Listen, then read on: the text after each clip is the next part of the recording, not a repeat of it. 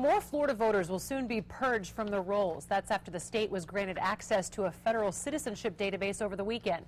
4 in Your Corner's Liza Fernandez joining us now live with what that means in the race you decide. Emily, the state went to court over access to that database to shore up the voter rolls, and it won. Now elections offices across the state are waiting on what to do next. But all told, about 100,000 people could find themselves on the next and new voter purge list. Workers at the Collier County Elections Office busy processing absentee ballots. That's where the signature is now. Meanwhile, election supervisors are waiting to hear from the Secretary of State as to what to do now that Florida has access to the federal database. It could be a webinar or a telephone conference. Deputy Election Supervisor Tim Durham says the state will first run its original voter purge list of about 2,600 against that federal database. As you know, a lot of counties chose not to go forward with that particular list. So what that'll mean for the other counties, they'll be expected to go forward.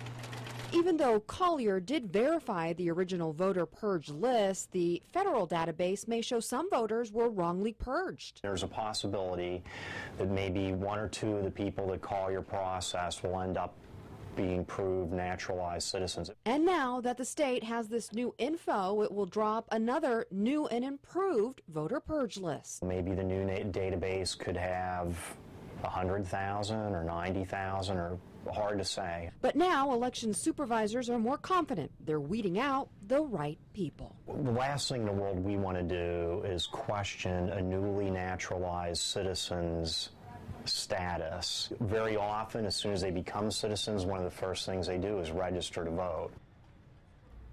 No time frame on when that new list will be released, but election supervisors always say that voters can vote provisionally, and then their vote can be, of course, affirmed or denied if they didn't indeed have that right to vote at the polls. Live in the studio, Liza Fernandez, Fox 4 in Your Corner. All right, thank you, Liza. We want to hear from you on this. Let us know your thoughts when you go to fox4now.com. Click on that viewer's voice tab or call us 239-206-FOX4.